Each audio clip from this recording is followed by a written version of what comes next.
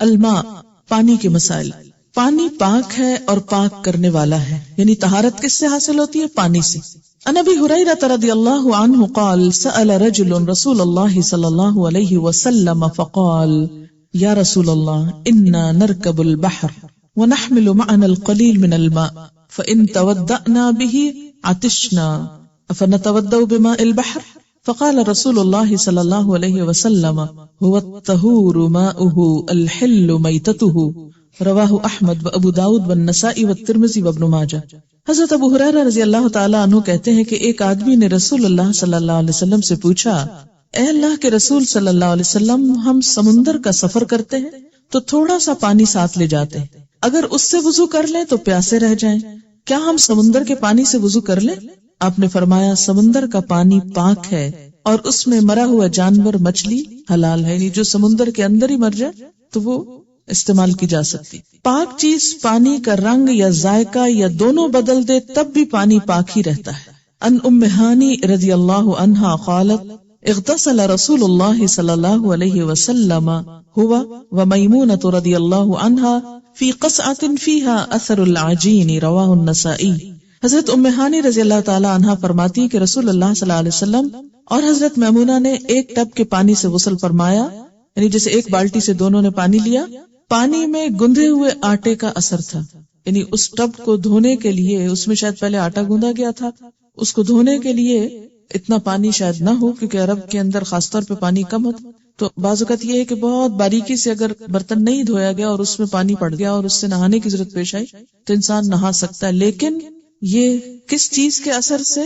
پاک چیز، جیسے آٹا پاک ہے، یا جیسے لیمن ڈراپس ڈال دیتے ہیں آپ نہاتے وقت پانی میں، یا کوئی اور اینٹی سیپٹک چیز ڈال دیتے ہیں، ونیگر ڈال دیتے ہیں، تو ان چیزوں سے، یا بعض اوقات کوئی آئل ڈال دیتے ہیں، تو ایسی چیزیں پانی کو ناپاک نہیں کرتی جب تک وہ خود پاک ہے. اب اس سے کیا ہوتا ہے؟ پانی کی خوشبو بدل جاتی ہے، بعض اوقات رنگ بدل جاتا ہے، بعض اوقات ذائقہ بدل جاتا ہے، تو اس سے پانی ناپاک نہیں ہوتا، اس سے طہارت حاصل کی جا سکتی ہے. بلی کا جھوٹا پانی ناپاک نہیں ہوتا، یعنی اگر ٹب میں سے بلی پانی پی گئی تو اس سے آپ نہا سکتے ہیں. میاں بیوی دونوں بیک وقت ایک ہی برتن کے پانی سے وضو کر سکتے ہیں، یعنی مرد کے پانی میں ہاتھ ڈالنے سے پانی ناپاک نہیں ہوتا کہ بیوی اس پانی سے نہا نہیں سکتی، یا عورت کے پانی میں ہاتھ ڈالنے سے پانی ناپاک نہیں ہو جاتا کہ دوسرا نہیں نہا سکتا اس سے. ان عائشہ رضی اللہ عنہا قالت كنت اتودع انا ورسول اللہ صلی اللہ علیہ وسلم من اناء واحد قد اصابت منه الحرة قبل ذلك رواہ ابن ماجہ. حضرت عائشہ رضی اللہ تعالی عنہا فرماتی ہیں کہ میں اور رسول اللہ صلی اللہ علیہ وسلم ایک ہی برتن سے وضو کرتے، حالانکہ اس پانی سے بلی پی چکی ہوتی. اسے ابن ماجہ نے روایت کیا ہے. ان ابی قتادہ رضی اللہ عنہ ان رسول اللہ صلی اللہ علیہ وسلم قال فی الحرة انها لیست بنجس انما ہی من الطوافین علیکم والطوافات رواہ ابو داود والنسائی والترمذی وابن ماجہ. حضرت ابو قتادہ رضی اللہ تعالی عنہ سے روایت ہے کہ رسول اللہ صلی اللہ علیہ وسلم نے بلی کے بارے میں فرمایا کہ یہ ناپاک نہیں ہے بلکہ تمہارے پاس گھروں میں آتی جاتی رہتی ہے. اسے ابو داود، نسائی، ترمذی اور ابن ماجہ نے روایت کیا ہے. استعمال شدہ پانی میں نجاست نہ پڑی ہو تو پاک ہی رہتا ہے. نجاست کا کیا معنی ہے؟ کوئی ڈرٹ یا فلتھ وغیرہ. ان جابر بن عبد اللہ رضی اللہ عنہما قال جاء رسول اللہ صلی اللہ علیہ وسلم يعودنی وانا مريض لا اعقل فتودأ وصب علي من وضوئه فاقلت رواہ البخاری. حضرت جابر بن عبد اللہ رضی اللہ تعالی عنہما کہتے ہیں کہ میں بیماری کی وجہ سے بے ہوش تھا، بخار وغیرہ ہوگا شاید. رسول اللہ صلی اللہ علیہ وسلم میری بیمار پرسی کے لیے تشریف لائے، آپ نے وضو کیا اور وضو سے بچا ہوا پانی مجھ پر ڈال دیا. یعنی جیسے کسی اونچی جگہ پر بیٹھ کے وضو وغیرہ کرتے ہیں، ہاتھ دھوئے، بازو دھوئے، چہرہ دھویا، تو وہ جو پانی بچا وہ پانی صرف جسم کو ٹچ کرنے سے ناپاک نہیں ہو جاتا، اسی پانی کو آپ نے جابر کے اوپر ڈال دیا تو ان کو ہوش آ گیا. اسے بخاری نے روایت کیا ہے. پانی میں نجاست شامل ہو جائے تو پانی ناپاک ہو جاتا ہے. ان جابر رضی اللہ عنہ ان رسول اللہ صلی اللہ علیہ وسلم انہ نہا ان یبال فی الماء الراکد رواہ مسلم. حضرت جابر رضی اللہ تعالی عنہ سے روایت ہے کہ رسول اللہ صلی اللہ علیہ وسلم نے کھڑے پانی میں پیشاب کرنے سے منع فرمایا. کھڑا پانی سے مراد کیا ہے؟ جیسے کسی ٹب میں ہے، بالٹی میں ہے، یا کسی ایسی جگہ پر ہے جو بہ نہیں رہا، پونڈ ہے لیکن چھوٹا ہے. اسے مسلم نے روایت کیا ہے. آداب الخلا. خلا کا لفظی مطلب ہوتا ہے خالی ہونا.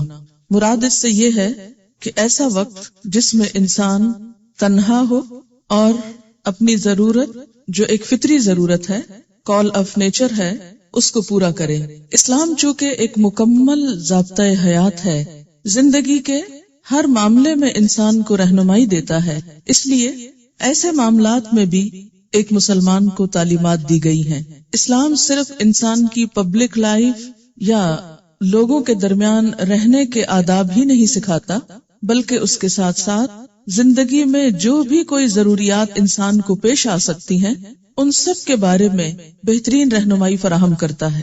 روایات میں آتا ہے کہ یہود نے ایک مرتبہ مسلمانوں کا مذاق اڑایا اسی بات پر کہ تمہارا پیغمبر کیسا پیغمبر ہے جو تمہیں رفع حاجت کے آداب بھی بتاتا ہے۔ تو اس پر مسلمانوں نے کسی قسم کا کوئی احساس کمتری محسوس نہیں کیا، بلکہ اس کو دین کا ایک بہترین حصہ قرار دیا کہ ہاں واقعی ہمارا دین ہمیں چھوٹے چھوٹے معاملات میں بھی بہترین رہنمائی فراہم کرتا ہے، کیونکہ ہمارا دین کوئی مصنوعی دین نہیں، صرف ظاہریت کی اصلاح نہیں کرنا چاہتا، انسان کے ظاہر کے ساتھ اس کے تنہائی کے اوقات، اس کے اپیرنس سے لے کر اس کے انر سیلف، ہر چیز کی اصلاح اور تزکیہ اور بھلائی چاہتا ہے۔ اسی لیے یہ آداب ہمیں سکھائے گئے ہیں۔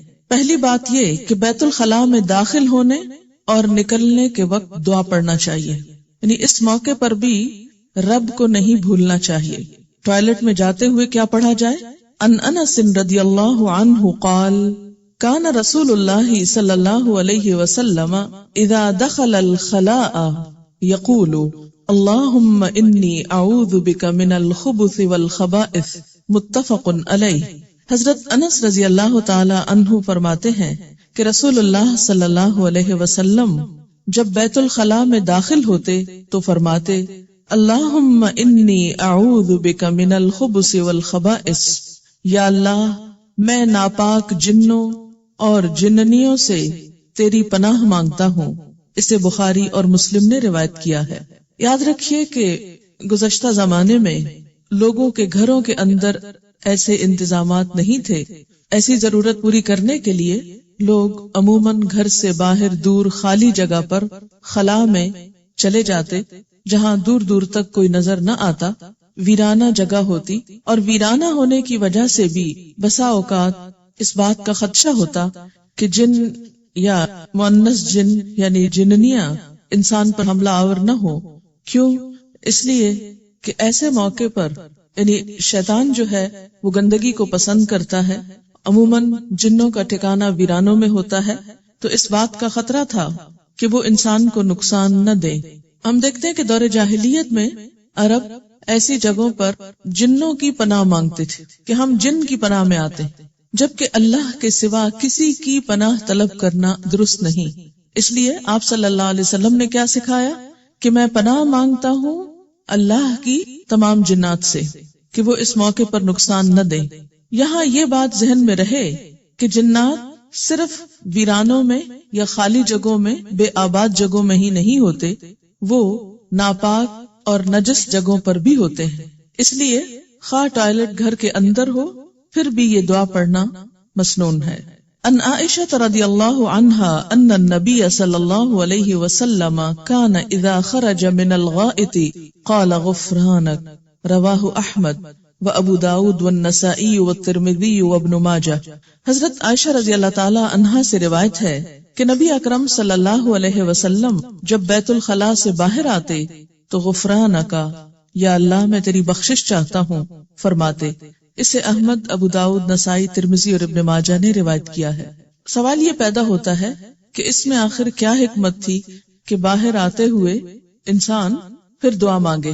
یہ یاد رکھیے کہ بیت الخلاء کے اندر تو کچھ نہیں مانگا جائے گا، اللہ کا نام نہیں لیا جائے گا، لیکن جانے سے پہلے اور نکلنے کے بعد دونوں مواقع پر اللہ تعالیٰ کو یاد کیا جائے گا، اور دوسرے موقع پر بخشش کی دعا مانگی گئی کہ اللہ تعالیٰ کی یہ بھی ایک نعمت ہے کہ انسان کے جسم سے اس کی نجاستیں دور ہو جائیں اور انسان بیماریوں سے محفوظ رہے، اور مصیبتوں اور تکلیفوں سے چھٹکارا پانے کے لیے اور پانے کے بعد جو دعا مفید ہے وہ استغفار ہے۔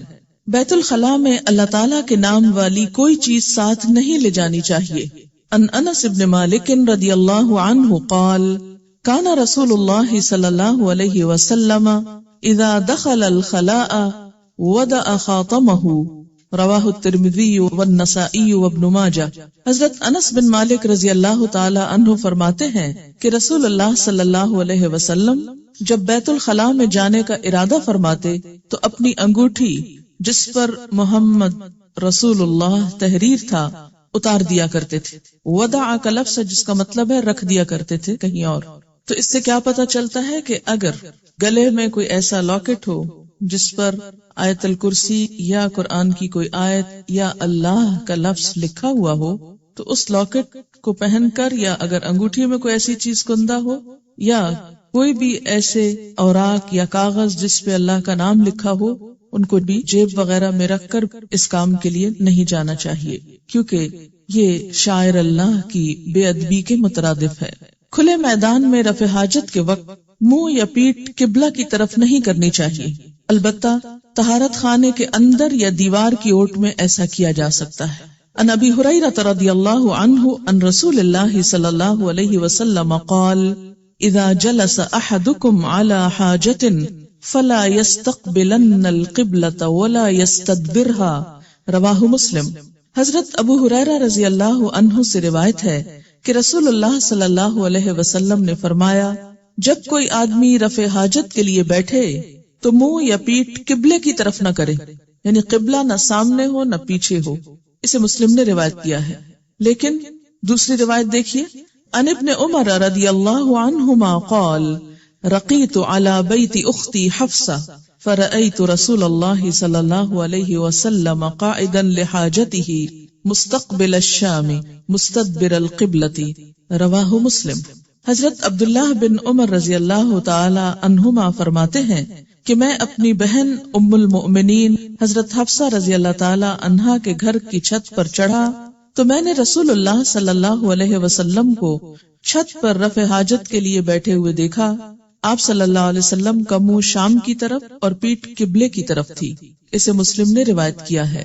تو اس سے کیا پتہ چلتا ہے کہ کسی دیوار یا بند کمرے کے اندر اگر پیٹھ قبلے کی طرف ہو جائے تو کوئی حرج نہیں۔ مسلمان ملکوں میں تو عام طور پر ایسا ہوتا ہے کہ ٹوائلٹ بناتے وقت اس بات کا خیال رکھا جاتا ہے کہ قبلہ سامنے یا پیچھے کی طرف نہ ہو، لیکن عام طور پر جب آپ ایسے ممالک میں جاتے ہیں کہ جہاں پر کوئی بھی فن تعمیر اسلامی اصولوں کے تحت نہیں ہوتا تو وہاں بسا اوقات ایسی چیز دیکھنے میں آتی ہے کہ آپ کا رخ عین قبلے کی طرف ہوگا یا بیک ہو سکتی ہے، تو اس میں ایسا نہیں کہ انسان اپنی حاجت کو پورا نہ کرے۔ اسلام ایسا دین نہیں ہے کہ جو انسان پر ناقابل برداشت تکلیف ڈالے۔ ایسی صورت میں جب آپ ایسے ٹوائلٹس میں جائیں بغیر کسی پریشانی کے اسے استعمال کریں، کیونکہ یہ بات نبی صلی اللہ علیہ وسلم سے ثابت ہے۔ ہاں، جب آپ خالی میدان میں کہیں ہو تو اس میں یہ ہے کہ انسان پھر اس کے اپنے بس میں ہوتا ہے کہ جس طرف چاہے منہ کر لے، اور خالی میدان میں ایسا کرنا ممنوع ہے۔ رفع حاجت کے وقت پرائیویٹ پارٹ کو دایاں ہاتھ لگانا منع ہے، دائیں ہاتھ سے استنجا کرنا بھی منع ہے۔ ان ابی قتادہ رضی اللہ عنہ قال قال رسول اللہ صلی اللہ علیہ وسلم لا يمسكن احدكم ذكره بيمينه وهو يبول ولا يتمسح من الخلاء بيمينه ولا يتنفس في الاناء، رواہ مسلم۔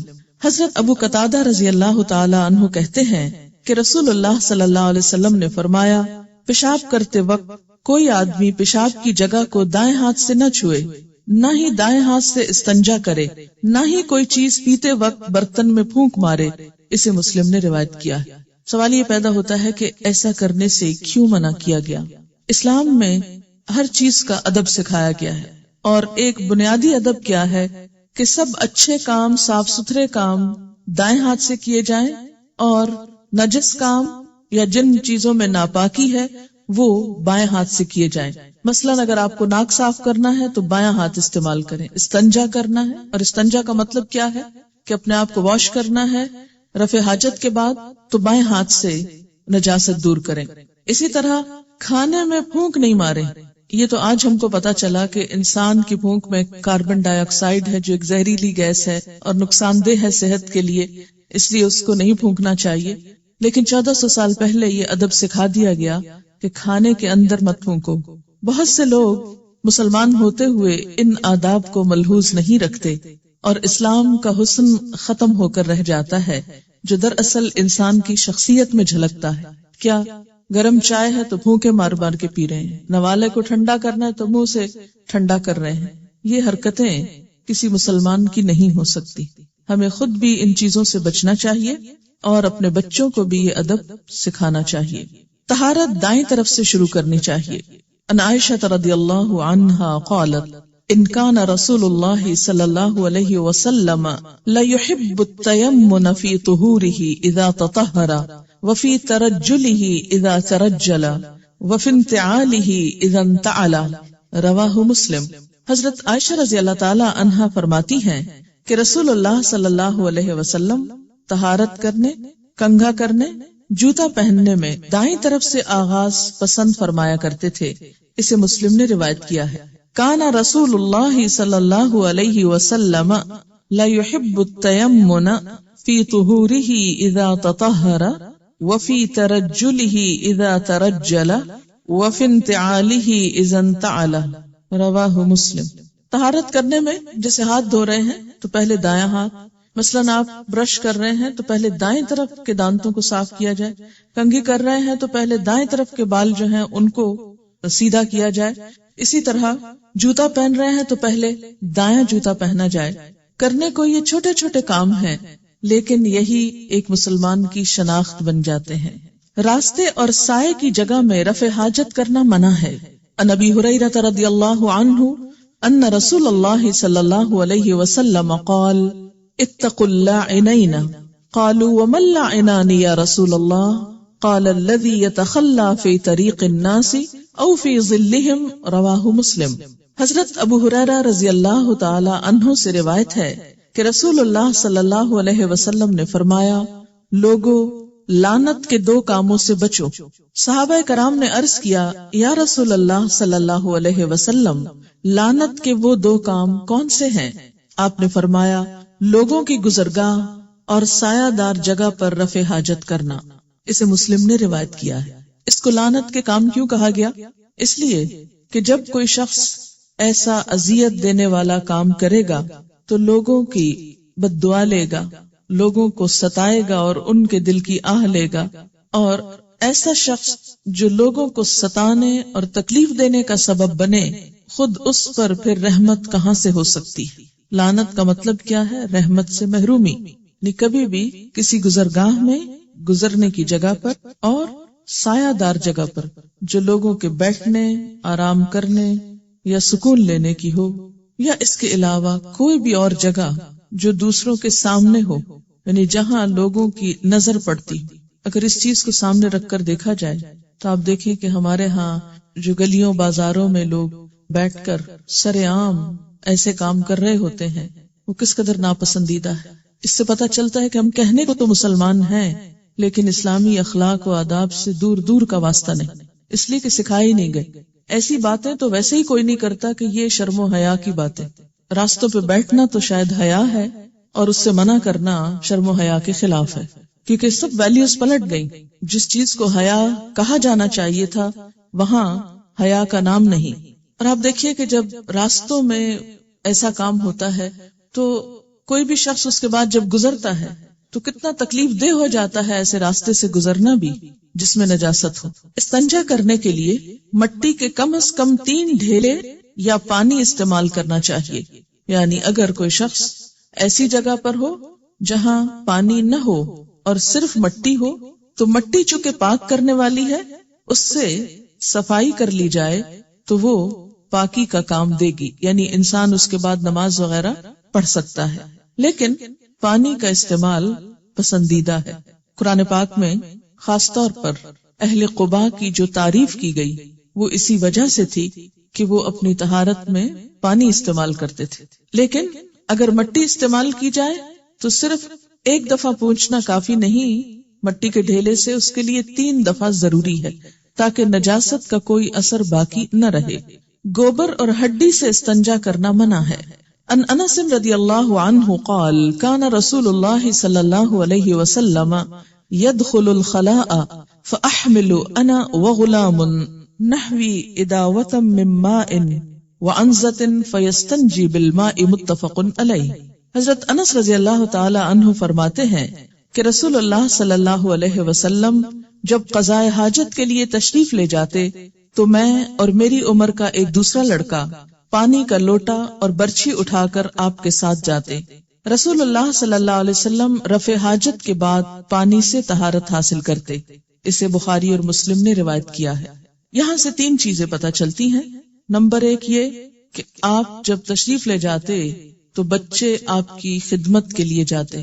اس سے کیا پتہ چلتا ہے کہ بڑوں کی خدمت، خواہ وہ والدین ہوں، نانا نانی ہوں، دادا دادی ہوں، یا کوئی اور بزرگ ہوں یا استاد ہوں، ایسا کرنا بھی سنت سے ثابت ہے۔ اس سے بچوں کی ٹریننگ بھی ہوتی ہے اور ایک تعلق ڈیولپ ہوتا ہے۔ کسی کی خدمت کرنے سے انسان دعائیں لیتا ہے، اس کی محبت حاصل ہوتی ہے اور انسانوں کے درمیان وہ جو انس کی کیفیت ہے وہ بڑھتی ہے۔ دوسری صورت کیا ہے کہ بچے والدین کو شکل نہ دکھائیں اور ان کا کوئی کام کر کے نہ دیں، اس سے دونوں کے درمیان تعلقات اچھے نہیں ہو سکتے۔ اس لیے ماں ہونے کی حیثیت سے آپ کا فرض ہے کہ اپنے بچوں کو خاص طور پر گھر میں اگر کوئی بزرگ ہو، دادا دادی وغیرہ ہو یا کوئی بھی بڑا ہو، خواہ آپ کا ان سے اختلاف ہی کیوں نہ ہو، لیکن اپنے بچوں کی خیرخواہی کے لیے بچوں سے وقتاً فوقتاً ان کی خدمت کے کام کروائیں تاکہ وہ ان کی دعائیں لیں اور ان میں خدمت کی عادت ہو۔ دوسری بات یہ کہ برچھی اٹھا کر ساتھ جاتے تھے، یہ کس کام کے لیے؟ آپ کو معلوم ہے کہ انسان اگر کسی ایسی زمین پر بیٹھتا ہے جو بالکل فلیٹ ہوتی ہے یا سخت ہوتی ہے تو اس سے کیا ہوتا ہے؟ چھینٹے اڑتے ہیں۔ تو برچھی جو ہے اس سے وہ ایریا نرم کیا جا سکتا ہے۔ یہ بات ہو رہی ہے جیسے کسی جنگل میں یا کسی باہر کے علاقے میں رفع حاجت کے لیے جانے کے وقت، تو اس سے کیا ہے کہ اگر اس کی نوک زمین پر کچھ مار دی جائے تو وہ ایریا نرم ہو جائے گا۔ دوسرا یہ ہے کہ بعد میں بھی کچھ اور مٹی اٹھا کر اس نجاست کو ڈھکا جا سکتا ہے۔ اس سے یہ مت سمجھے کہ یہ کام وہ بچے کرتے تھے، یہ کام آپ خود کرتے تھے، لیکن صرف لے جانے کی حد تک وہ بچے ساتھ جاتے لے کر۔ برچھی کے 3 مقاصد ہو سکتے ہیں: طہارت کے لیے زمین کھودنا، جانوروں سے بچنے کے لیے، کیونکہ جو لوگ جنگل میں جاتے تھے وہاں پر بسا اوقات سانپ بچھو وغیرہ کا ڈر بھی ہوتا تھا، بسا اوقات اور کسی جانور کا بھی، تو اس سے حفاظت کے لیے بھی استعمال ہوتی۔ اسی طرح پردے کے لیے، یعنی زمین میں گاڑ کے اوپر کپڑا وغیرہ کھڑا کر دیا جاتا۔ ان سلمان رضی اللہ عنہ قال قیل له قد علمکم نبیکم صلی اللہ علیہ وسلم کل شیء حتی الخراءۃ قال فقال اجل لقد نهانا ان نستقبل القبلة لغائط او بول او ان نستنجی بالیمین او ان نستنجی باقل من 3 احجار او ان نستنجی برجیع او بعزم، رواہ مسلم۔ حضرت سلمان فارسی رضی اللہ تعالی عنہ سے کہا گیا از راہ تمسخر، مذاق اڑاتے ہوئے، تمہارے نبی صلی اللہ علیہ وسلم نے تمہیں ہر چیز کی تعلیم دی ہے، حتیٰ کہ پیشاب پخانہ کی بھی۔ یعنی یہ مذاق اڑایا جا رہا تھا کچھ لوگوں کی طرف سے مسلمانوں کا کہ یہ کیسا دین ہے، اس میں اتنی گندی باتیں کی جاتی۔ حضرت سلمان فارسی رضی اللہ تعالی عنہ نے کہا، ہاں رسول اللہ صلی اللہ علیہ وسلم نے ہمیں رفع حاجت کرتے وقت قبلے کی طرف منہ کرنے سے منع فرمایا، استنجا کرتے وقت دایاں ہاتھ استعمال کرنے سے منع فرمایا، 3 پتھروں سے کم میں استنجا کرنے سے منع فرمایا، نیز گوبر اور ہڈی کے ساتھ استنجا کرنے سے منع فرمایا۔ اسے مسلم نے روایت کیا۔ یعنی بجائے شرمانے کے اور جھجکنے کے اور جھینپنے کے اور شرمندہ ہونے کے، کیا ہے اس تعلیم کو واضح کر دیا جائے کہ ہاں ہم ایسے مواقع پر بھی نہایت ادب والے لوگ ہیں، بہت سے ایٹیکیٹس جانتے ہیں۔ نماز سے قبل بیت الخلاء سے فارغ ہونا ضروری ہے۔ رفع حاجت کے وقت نماز کھڑی ہو جائے تو پہلے اطمینان سے رفع حاجت سے فارغ ہونا چاہیے۔ یعنی یہ بھی ادب کے خلاف ہے کہ انسان کو ضرورت کہیں اور جانے کی ہے اور وہ جائے نماز پہ کھڑا ہو جائے اور سارا دھیان اس کا کسی اور طرف ہی رہے، اس سے نماز میں خشوع و خضوع نہیں آ سکتا۔ ان عبداللہ ابن ارقم قال قال رسول اللہ صلی اللہ علیہ وسلم اذا اراد احدکم الغائط وَأُقِيمَتِ الصَّلَاةُ فَلْيَبْدَأْ بِهِ، رواہ ابن ماجہ۔ حضرت عبداللہ بن ارقم رضی اللہ تعالی عنہ کہتے ہیں کہ رسول اللہ صلی اللہ علیہ وسلم نے فرمایا جب کوئی شخص بیت الخلاء میں آنے کا ارادہ کرے اور ادھر نماز کھڑی ہو جائے تو اسے پہلے بیت الخلاء سے فارغ ہو جانا چاہیے. اسے ابن ماجہ نے روایت کیا ہے. رفع حاجت کے لیے پردے کا اہتمام ضروری ہے. ان انس رضی اللہ عنہ قال كان النبي صلی اللہ علیہ وسلم اذا اراد الحاجة لم يرفع ثوبه حتى يدنو من الارض رواہ الترمذی و ابو داود والدارمی. حضرت انس رضی اللہ تعالی عنہ فرماتے ہیں کہ نبی اکرم صلی اللہ علیہ وسلم رفع حاجت کے لیے بیٹھنے لگتے تو زمین کے قریب پہنچ کر کپڑا اٹھاتے، یعنی بیٹھنے کے قریب اپنے آپ سے کپڑا اٹھاتے، کھڑے ہو کر نہیں، تاکہ بے پردگی نہ ہو. اسے ترمذی، ابو داؤد اور دارمی نے روایت کیا ہے. ان جابر رضی اللہ عنہ قال كان النبي صلی اللہ علیہ وسلم اذا اراد البراز انطلق حتى لا يراه احد رواہ ابو داود. حضرت جابر رضی اللہ تعالی عنہ فرماتے ہیں کہ نبی اکرم صلی اللہ علیہ وسلم جب رفع حاجت کا ارادہ فرماتے تو بستی سے اتنے دور نکل جاتے کہ کوئی بھی آپ کو دیکھ نہ پاتا. اسے ابو داؤد نے روایت کیا ہے. ایسے موقع پر تنہائی اور کسی کے سامنے نہ ہونا یہ بھی مہذب ہونے کی علامت ہے. آج کی بہت سی مہذب قومیں اس سے خالی ہیں، اس تہذیب سے، اس سلیقے سے. یونیورسٹی میں میری ایک کلیگ تھی، وہ چائنا گئی چھٹیوں میں، سمر میں واپس آئی تو میں نے ان سے پوچھا کہ کیسا رہا، تو انہوں نے بتایا کہ باقی تو سب ٹھیک تھا لیکن ایک چیز کی بہت تکلیف تھی، اور وہ یہ کہ سفر کے دوران بعض جگہ پر ایسے پبلک ٹوائلٹس میں جانے کا اتفاق ہوا کہ جہاں پردے کا پوری طرح اہتمام نہیں تھا، اور اس چیز کی بے حد تکلیف ہوتی تھی کیونکہ ان کے ہاں اس قسم کی شرم و حیا کا خاص تصور ہی نہیں تھا. لیکن اسلام ایسے مواقع پر یہ ادب سکھاتا ہے کہ انسان دوسروں کے سامنے نہ ہو. اور اس میں ایک حکمت، ایک بات تو شرم و حیا کی ہے ہی، لیکن دوسری حکمت کیا ہے کہ اس سے دوسروں کو اذیت بھی ہوتی ہے، تو دوسروں کو اذیت سے بچایا جائے. مٹی کے 3 ڈھیلوں سے استنجا کرنے کے بعد پانی استعمال کرنا ضروری نہیں. ان عائشہ رضی اللہ عنہا قالت قال رسول اللہ صلی اللہ علیہ وسلم اذا ذهب احدكم الى الغائط فليذهب معه ب3 احجار يستطيب بهن فانها تجزئ عنه رواہ احمد و ابو داود والنسائی والدارمی. حضرت عائشہ رضی اللہ تعالی عنہا کہتی ہیں کہ رسول اللہ صلی اللہ علیہ وسلم نے فرمایا جب رفع حاجت کے لیے جاؤ تو مٹی کے 3 ڈھیلے ساتھ لے جاؤ، پانی کی بجائے یہی کافی ہیں. یعنی ڈھیلوں سے مکمل طہارت حاصل ہو جائے گی جس کے بعد نماز پڑھنا جائز ہے، الا یہ کہ اگر پانی ہو تو استعمال کرنا افضل ہے، اگر نہیں تو دل میں کوئی خلش نہ رہے کہ ہم ناپاک ہیں اور ہم نماز نہیں پڑھ سکتے. مٹی سے بھی مکمل طہارت حاصل ہو جاتی. استنجا اور وضو کے لیے الگ الگ برتن استعمال کرنے چاہیے، یعنی وضو کا لوٹا الگ ہو، استنجے کا لوٹا الگ ہو. اور اس کی وجہ کیا ہے؟ بنیادی طور پر کہ ہو سکتا ہے کہ استنجے کا لوٹا کسی وجہ سے نجس ہو گیا ہو، اور اگر اسی میں پانی ڈال کر کلی کر رہے ہیں، ناک میں پانی ڈال رہے ہیں، ہاتھ منہ دھو رہے ہیں، تو ہو سکتا ہے کہ نجاست کا کوئی حصہ جسم کے اندر چلا جائے اور وہ صحت کے لیے بھی نقصان دہ ہو، یا پھر یہ کہ اس سے مکمل طہارت حاصل نہ ہو. استنجا کرنے کے بعد ہاتھ پاک کرنے کے لیے کلمہ شہادت پڑھنا سنت سے ثابت نہیں. عن ابی ہریرہ رضی اللہ عنہ قال كان النبی صلی اللہ علیہ وسلم اذا اتى الخلاء اتيته بماء في تورة او ركوة فاستنجى ثم مسح يده على الارض ثم اتيته باناء آخر فتودأ رواہ ابو داود. حضرت ابو ہریرہ رضی اللہ تعالی عنہ فرماتے ہیں کہ نبی اکرم صلی اللہ علیہ وسلم جب بیت الخلاء کے لیے تشریف لاتے تو میں آپ کو پانی کا لوٹا یا چمڑے کی چھاگل لا کر دیتا. آپ صلی اللہ علیہ وسلم استنجا کرتے اور مٹی پر ہاتھ مل کر صاف کرتے، پھر میں آپ کو دوسرے برتن میں پانی دیتا تو آپ وضو فرماتے. اسے ابو داؤد نے روایت کیا ہے. اس سے بھی کیا پتہ چلتا ہے کہ ایک تو وضو اور استنجے کا برتن الگ الگ، دوسرے اگر صابن میسر نہ ہو، بعض اوقات آپ ایسی جگہ پر ہوتے ہیں کہ جہاں صابن نہیں ہوتا، تو ایسے موقع پر بھی انسان کو ہاتھ صاف کرنے چاہیے، اور اس کے لیے مٹی بہترین جراثیم کش ہے. مٹی کے ساتھ ہاتھ رگڑ کر، جیسے برتنوں کے اوپر بسا اوقات لوگ راکھ اور مٹی وغیرہ مل کے ان کو صاف کرتے ہیں، اسی طرح ہاتھوں کے اوپر بھی مٹی مل کے ان کو دھویا جا سکتا ہے. رفع حاجت کے دوران بات کرنا منع ہے۔ ان ابن عمر رضی اللہ عنہما ان رجلا مر ورسول اللہ صلی اللہ علیہ وسلم یبول فسلم فلم يرد علیہ، رواہ مسلم۔ حضرت عبداللہ بن عمر رضی اللہ تعالی عنہما سے روایت ہے کہ رسول اللہ صلی اللہ علیہ وسلم پیشاب کر رہے تھے، ایک آدمی کا ادھر سے گزر ہوا، اس نے آپ کو سلام کیا لیکن آپ نے اس کا جواب نہیں دیا، اسے مسلم نے روایت کیا ہے۔ رفع حاجت کرنے کے بعد استنجا کرنے سے طہارت حاصل ہو جاتی ہے، وضو کرنا ضروری نہیں، یعنی کر لیا جائے تو اچھا ہے، لیکن اگر کوئی وضو نہیں کر سکتا تو صرف استنجا بھی کافی ہے۔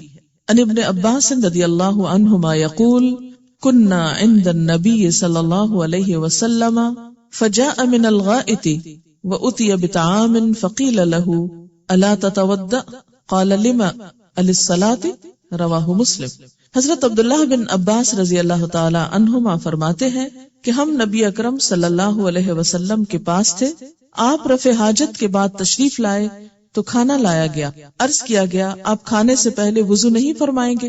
آپ نے ارشاد فرمایا کیا نماز پڑھنا ہے کہ وضو کروں؟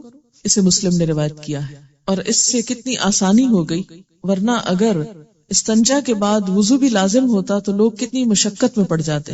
رفع حاجت سے طہارت حاصل کرنے کے بعد ہاتھوں کو مٹی یا صابن وغیرہ سے اچھی طرح صاف کرنا چاہیے۔ ان میمونۃ رضی اللہ عنہا ان النبی صلی اللہ علیہ وسلم اغتسل من الجنابۃ فغسل فرجہ بیدہ ثم دلک بها الحائط ثم غسلها ثم توضأ وضوءه للصلاۃ، رواہ البخاری۔ حضرت میمونہ رضی اللہ عنہا ام المومنین سے روایت ہے کہ نبی اکرم صلی اللہ علیہ وسلم نے غسل جنابت شروع کیا تو پہلے اپنے بائیں ہاتھ سے شرمگاہ کو دھویا، پھر وہ ہاتھ دیوار پر رگڑا، کس لیے؟ کیونکہ دیوار مٹی سے لیپی ہوئی تھی، اور مٹی سے رگڑ کر جیسے صابن سے رگڑتے ہیں، پھر اسے پانی سے دھویا، پھر نماز کے وضو کی طرح کا وضو کیا، اسے بخاری نے روایت کیا ہے۔ کھڑے ہو کر پیشاب کرنا منع ہے، البتہ بیماری یا تکلیف کے باعث کھڑے ہو کر پیشاب کرنے کی رخصت ہے۔ ان عائشہ رضی اللہ عنہا قالت من حدثکم ان رسول اللہ صلی اللہ علیہ وسلم بال قائما فلا تصدقوه ما كان يبول الا جالسا، رواہ احمد والنسائی والترمذی وابن ماجہ۔ حضرت عائشہ رضی اللہ تعالی عنہا فرماتی ہے کہ جو شخص یہ کہے کہ رسول اللہ صلی اللہ علیہ وسلم کھڑے ہو کر پیشاب کرتے تھے، اس کی تصدیق مت کرو، کیونکہ آپ صلی اللہ علیہ وسلم ہمیشہ بیٹھ کر پیشاب کرتے تھے، اسے احمد، نسائی، ترمذی، ابن ماجہ نے روایت کیا۔ ان حذیفہ قال رأیتنی انا والنبی صلی اللہ علیہ وسلم نتماشى فأتى صباطة قوم خلف حائط فقام كما يقوم احدكم فبال فانتبذت منه فأشار إلي فجئته فقمت ان اقبه حتى فرغ، رواہ البخاری۔ حضرت حذیفہ رضی اللہ تعالی عنہ فرماتے ہیں کہ میں اور نبی اکرم صلی اللہ علیہ وسلم جا رہے تھے کہ ہمارا گزر کسی قوم کے کوڑے کرکٹ کے ڈھیر پر ہوا، تو نبی صلی اللہ علیہ وسلم ایک دیوار کے پیچھے کھڑے ہوئے اور پیشاب کیا، میں آپ سے الگ ہو گیا تو آپ نے اشارے سے مجھے اپنے پاس بلایا تاکہ پردہ ہو جائے، یعنی قریب کھڑا کیا، چنانچہ میں آپ صلی اللہ علیہ وسلم کے پیچھے کھڑا ہو گیا حتیٰ کہ آپ پیشاب سے فارغ ہو گئے، اسے بخاری نے روایت کیا ہے۔ کھڑے ہو کر پیشاب کرنے کے بارے میں آپ نے منع تو فرمایا، لیکن آپ کا اپنا عمل اس کے خلاف کیوں تھا؟ نعوذ باللہ آپ کے قول و فعل میں تضاد نہ تھا، اس کی ایک وجہ تھی، اور وجہ کیا کہی گئی کہ آپ کے پاؤں میں زخم تھا جس کی وجہ سے آپ کے لیے بیٹھنا ممکن نہ تھا، یا بیٹھنے کی وہ جگہ مناسب نہ تھی، اس لیے بوجہ مجبوری آپ کھڑے ہوئے۔ اس سے کیا پتہ چلتا ہے کہ دین کے اصولوں میں رخصت بھی ہے اور رعایت بھی ہے۔ بیماری، بڑھاپا یا سردی کے باعث برتن میں پیشاب کرنا درست ہے، جیسے بوڑھے لوگوں کو بیڈ پر ہی اگر پیشاب کرانا مقصود ہو تو اس میں حرج نہیں۔ ان امیمۃ بنت رقیقۃ رضی اللہ عنہا قالت کان للنبی صلی اللہ علیہ وسلم قدح من عیدان تحت سریرہ یبول فیہ باللیل، رواہ ابو داود والنسائی۔ حضرت امیمہ بنت رقیقہ رضی اللہ عنہما فرماتی ہیں کہ رسول اللہ صلی اللہ علیہ وسلم کی چارپائی کے نیچے ایک لکڑی کا پیالہ رکھا رہتا جس میں آپ صلی اللہ علیہ وسلم رات کے وقت پیشاب کیا کرتے تھے، یعنی دور جنگل میں نہیں جاتے یا گھر سے باہر نہیں جاتے۔ اس سے یہ بھی پتہ چلتا ہے کہ بیڈ روم کے ساتھ ہی اگر ٹوائلٹ ہو تو اس میں بھی حرج نہیں ہے، کوئی غلط بات نہیں ہے، کیونکہ اگر آپ کے بیڈ کے نیچے ایسا برتن تھا تو بیڈ کے ساتھ ہی ایسی جگہ کا ہونا کوئی باعث عار نہیں ہے۔ سوال یہ ہے ٹوائلٹ کے اندر اللہ کے نام کو نہیں لے جانا چاہیے، کوئی لکھی ہوئی چیز کو، تو جو لوگ وہاں پر اخبار اور رسالے پڑھتے ہیں ان کے بارے میں کیا خیال ہے؟ ایسا نہیں کرنا چاہیے اور یہ علم کی بے حرمتی ہے۔ نجاست والی جگہیں ایسی ہیں کہ جن سے جلد از جلد فارغ ہو جانا چاہیے، کیونکہ یہ سب چیزیں بھی عادت سے متعلق ہیں۔ آپ جس طرح اپنے آپ کو ٹرین کریں گے، بلکہ بچپن سے جس طرح آپ بچوں کو ٹرین کریں گے، اسی طرح بڑے ہو کر وہ عادتیں پختہ ہو جاتی ہیں۔ تو ایسی عادات کو بدلنا چاہیے۔ وہاں نہ ذکر کیا جاتا ہے، نہ ہی کچھ پڑھا جا سکتا ہے، اور نہ ہی وہاں کتابیں وغیرہ اس طرح رکھنی چاہیے، کیونکہ نجس جگہ ہے یہ۔ ان کا سوال ہے اگر کوئی بچہ بچپن سے لیفٹ ہینڈڈ ہو تو اس کے بارے میں کیا حکم ہے؟ اس کو بھی بچپن سے کھانے اور استنجا کے لیے یہ سینس دی جانی چاہیے کہ کھاتے وقت دایاں ہاتھ استعمال ہو، اگرچہ لکھتے وقت وہ الٹا یا اور باقی کاموں میں استعمال کر رہا ہے تو کوئی حرج نہیں۔ اگر واقعی اس کی کوئی ایسی ریزنز ہیں تو زبردستی جبرن سیدھا ہاتھ نہ استعمال کروائیں، اللہ یہ کہ ٹریننگ دینی پڑتی ہے۔ آپ دیکھیے کہ جب بچے چھوٹے ہوتے ہیں تو میں نے یہ دیکھا ہے کہ عموماً وہ بایاں ہاتھ زیادہ استعمال کرتے، لیکن ڈانٹے ڈپٹے بغیر اور غصہ کیے بغیر آپ آرام سے اس کو دائیں طرف لے آئیں، ٹرین کر دیں، تو ایسا کرنا اگرچہ تھوڑا مشکل ہوگا لیکن ہو جاتا ہے۔ آپ کو معلوم ہے کہ جیپنیز اپنے بچوں کو صرف دائیں ہاتھ سے نہیں بائیں ہاتھ سے بھی لکھنا سکھاتے ہیں، ایکولی دونوں ہاتھوں سے لکھنا سکھاتے ہیں بچپن سے، اور بچے سیکھ جاتے ہیں۔ بچوں کو آپ جس طرح چاہیں ٹرین کر لیں۔ حضرت عمر رضی اللہ تعالیٰ عنہ کے بارے میں بھی آتا ہے کہ وہ دونوں ہاتھوں میں برابر کی قوت رکھتے تھے، دونوں ہاتھ استعمال کر سکتے تھے۔ لیکن یہ ہوتا ہے کہ کسی شخص کے ایک ہاتھ میں قوت زیادہ ہوتی ہے دوسرے کی نسبت، اور بعض لوگوں کی یہ بائیں ہاتھ میں زیادہ ہوتی ہے۔ پھر بسا اوقات والدین کی غفلت سے وہ چیز روٹین یا عادت میں شامل ہو جاتی ہے۔ ایسی شکل میں بھی نجاست کے لیے بایاں ہاتھ ہی مخصوص ہونا چاہیے اور کھانے کے لیے دایاں ہاتھ، کیونکہ ایک حدیث میں آتا ہے کہ ایک شخص جو بائیں ہاتھ سے کھا رہا تھا، آپ نے اس کو بائیں ہاتھ سے کھانا منع کیا تو اس نے کہا میں دائیں سے کھا نہیں سکتا، تو آپ ناراض ہوئے اور فرمایا خدا کرے کبھی نہ کھا سکو۔ اور پھر کہا جاتا ہے کہ وہ شخص مرتے دم تک اپنا دایاں ہاتھ منہ تک نہ لے جا سکا۔ تو اس سے پتہ چلتا ہے کہ نبی صلی اللہ علیہ وسلم نے اس چیز کو بہت سخت ناپسند کیا کہ کھانے کے وقت بایاں ہاتھ استعمال کیا جائے۔ یہ جو ٹوائلٹس ہیں یا نجس جگہ ہیں، یہ شیطان کی آماج گاہیں بھی ہوتی ہیں، اور اس کے علاوہ ناپسندیدہ جگہ بھی ہیں۔ ایسی جگہوں پر بلا ضرورت بہت دیر بیٹھے رہنا یہ درست نہیں ہے، کیونکہ جادوگر عموماً نجس چیزوں کا استعمال کرتے ہیں جادو میں، اور جنات کا حملہ بھی یہیں پر ہوتا ہے، انگزائٹی وغیرہ کے امراض پیدا ہو سکتے ہیں۔ اس لیے وہاں بیٹھ کر کوئی بھی اور کام کرنا، صرف پڑھنا نہیں بلکہ کچھ اور کرنے بیٹھ جانا، یہ بھی درست نہیں۔ جتنا جلدی انسان فارغ ہو اور باہر نکلے، اس سے دوسرے بھی اذیت سے بچتے ہیں۔ بسا اوقات ایک گھر میں بہت ٹوائلٹ نہیں ہوتے، ایک شخص گیا اور اس کو عادت ہے آدھا گھنٹہ لگانے کی اور دوسرا باہر تکلیف اٹھا رہا ہے، تو کس قدر ناپسندیدہ بات ہے۔ ہسبینڈ اینڈ وائف میں بعض اوقات صرف کلیشز اس بات پر ہو جاتے ہیں کہ ایک جو ہے وہ بہت زیادہ ٹائم اس میں استعمال کرتا ہے اور دوسروں کو بلا وجہ اذیت میں مبتلا کرتا ہے۔ تو اس میں یہ ہے کہ جتنا جلدی انسان ان چیزوں سے فارغ ہو تو بہتر ہے۔ لکھا کہ مسلم شاور ہو تو ہاتھ سے استنجا کرنا ضروری ہے یا نہیں؟ صرف شاور سے کیسے استنجا ہو سکتا ہے؟ نجاست کو محسوس کرنا اور پھر اس کو صاف کرنا اور اس کا اطمینان کرنا کہ جسم پر کوئی نجاست باقی نہیں رہی، یہ ضروری ہے۔ اگر بیڈ کے نیچے ہی پیالہ رکھا گیا تو طہارت کیسے ہوگی؟ اس میں یہ ہے کہ طہارت کے 2 طریقے ہیں، مٹی کے ڈھیلے بھی اور پانی بھی۔ تو ہو سکتا ہے کہ پانی استعمال کرتے ہو تھوڑا سا، یا یہ کہ مٹی کے ڈھیلے بھی پاس رکھے ہوئے ہوں۔ آج کے دور میں جیسے ٹیشو پیپر وغیرہ استعمال کیا جا سکتا ہے۔ اذان کے وقت بیت الخلاء میں جا سکتے ہیں؟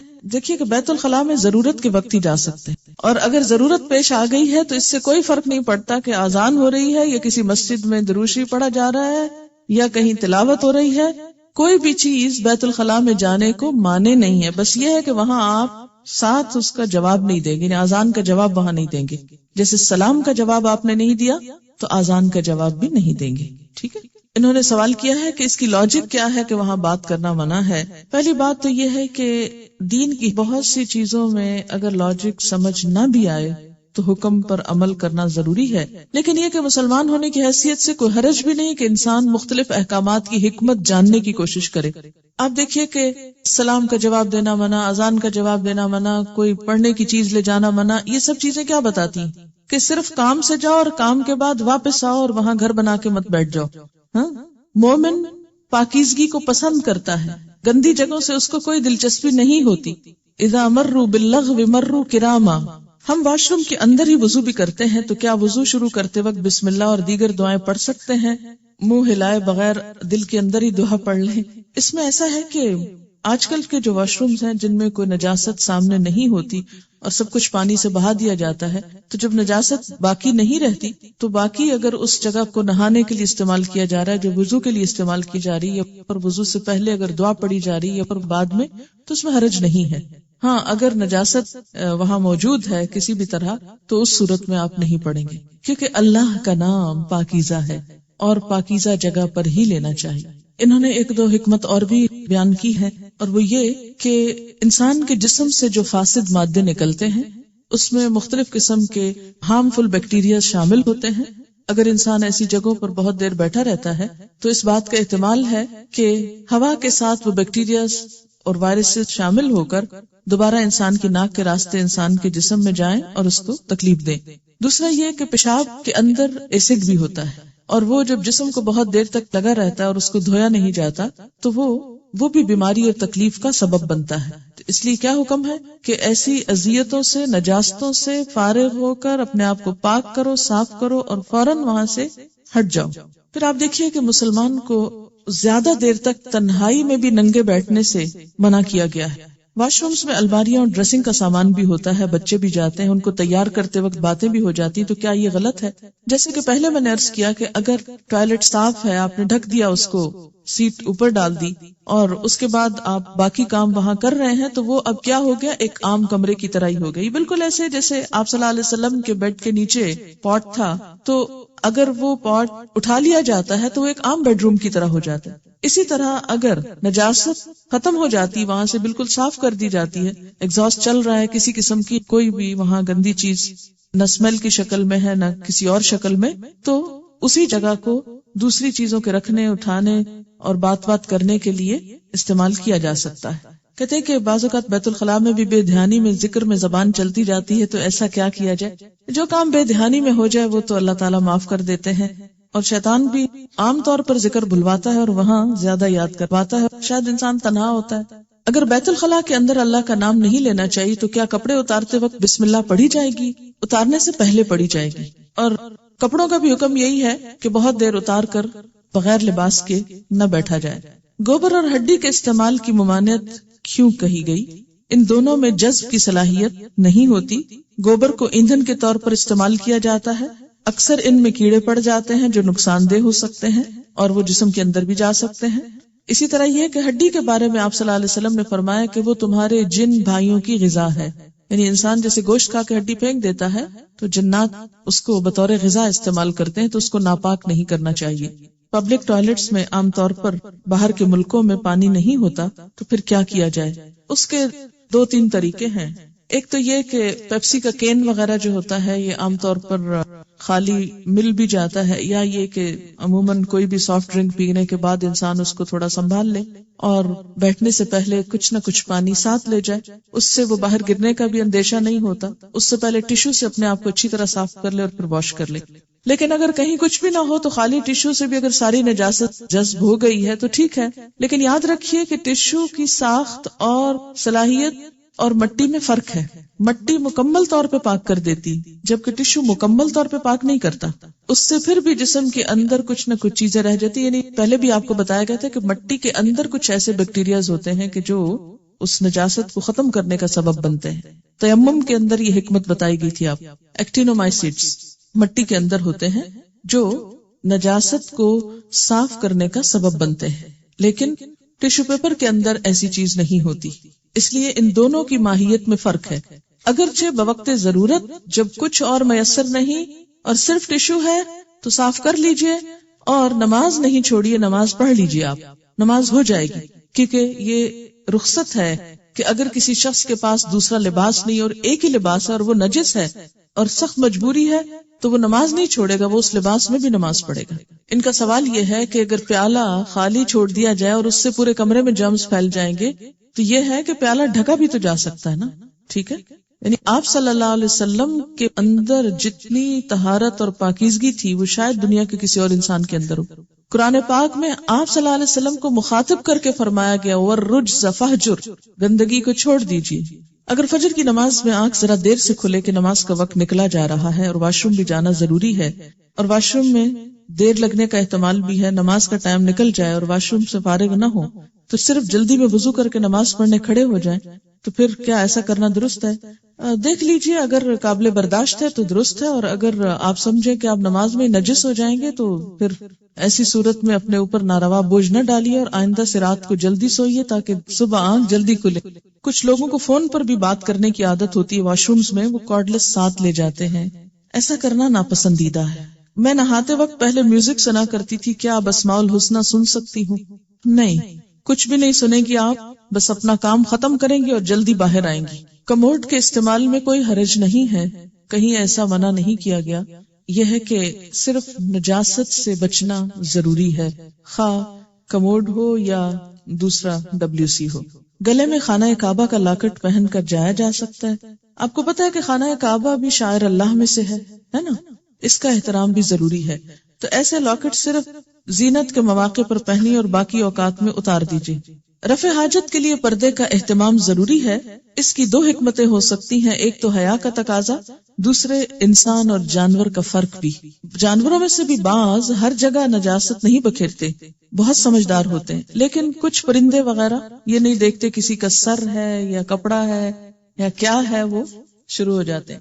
ایسی جگہوں پر کوئی بات نہ کرنے کی ایک وجہ یہ بھی ہے کہ فرشتے جو ہیں حفاظت کے اور دوسرے فرشتے وہ اس وقت ساتھ چھوڑ دیتے ہیں، تو اس وقت زیادہ دیر لگانا اپنے آپ کو حفاظت سے محروم کرنا، اسی وجہ سے پھر جنات کا حملہ بھی ہوتا ہے نا۔ کیا تسبیح جیب میں رکھ کر باتھ روم جا سکتے ہیں؟ کیا تسبیح شاعر اللہ میں سے ہے؟ وہ تو صرف گننے کا ایک آلہ ہے۔ یاد رکھیے کہ شاعر اللہ صرف وہ ہیں کہ جن کو اللہ تعالیٰ نے خود شاعر بنایا ہے، مثلاً قرآن پاک ہے یا پھر مساجد ہیں یا پھر اسی قسم کی اور چیزیں۔ جو آلات ہیں وہ شاعر نہیں ہیں۔ ان کا جواب بہت اچھے کہتے ہیں، ہم انگلیوں پہ بھی تسبیح پڑھتے ہیں، پھر انگلیاں بھی تو ساتھ لے جاتے ہیں۔ بیسیکلی جو بنیادی فرق ہے وہ کیا ہے کہ ہمیں منع کیا گیا ہے لکھی ہوئی چیز لے جانے سے، ٹھیک ہے؟ خانہ کعبہ کی بات ہوئی تھی، اب آپ کہیں گے وہ تو لکھی چیز نہیں، لیکن خانہ کعبہ ماڈل ہے، اللہ نے جس کو اپنا گھر کہہ دیا اس لیے اس کی بات کچھ اور ہے، اس کے گرد تو طواف بھی کیا جاتا ہے۔ اس کے ماڈل کو لے جانا اور ایک عام بیڈ کو لے جانا یہ دو مختلف چیزیں ہیں۔ سوال ہے بعض اوقات بیت الخلاء جانے کے بعد دعا یاد آتی ہے، اس پر کیا کریں؟ کیا اندر پڑھیں گے؟ پھر جو بھول گیا سو بھول گیا، جو ہو چکا سو ہو چکا، اندر بیٹھ کر دعا نہیں پڑھی جائے گی، ٹھیک ہے؟ کبھی کبھی باتھ روم میں اذان کی آواز آتی ہے، خود بخود بے خیالی میں جواب دے دیتے ہیں، کیا یہ غلط ہے؟ بے خیالی بے دھیانی معاف ہے۔ حکم کیا ہے کہ جب کوئی چیز انسان بھول جائے تو جو ہی یاد آئے تو انسان اپنی اصلاح کر لے۔ مثلا نماز کے بارے میں آتا ہے کہ جب کوئی تم میں سے نماز پڑھنا بھول جائے تو جب یاد آئے پڑھ لے۔ ہاں، کلمہ طیبہ پڑھنا نہاتے وقت، یہ ہمارے یہاں ایک عام رواج، اور عموماً یہ ایک تصور پایا جاتا ہے کہ جب تک نہانے کے بعد یا نہاتے وقت شاید کلمہ طیبہ نہ پڑھا جائے اس وقت تک انسان پاک نہیں ہوتا، اور خصوصاً اگر ناپاکی سے نہانا ہو۔ ایسی کوئی بھی چیز سنت میں موجود نہیں ہے۔ طہارت نیت کے ساتھ ہے، نہ کہ زبان سے کچھ لفظ بولنے کے ساتھ۔ کلمہ طیبہ سے جو پاکی حاصل ہوتی ہے وہ دل کی ہے، نہ کہ جسم کی۔ جسم کی پاکیزگی کے لیے پانی ہے، مٹی ہے،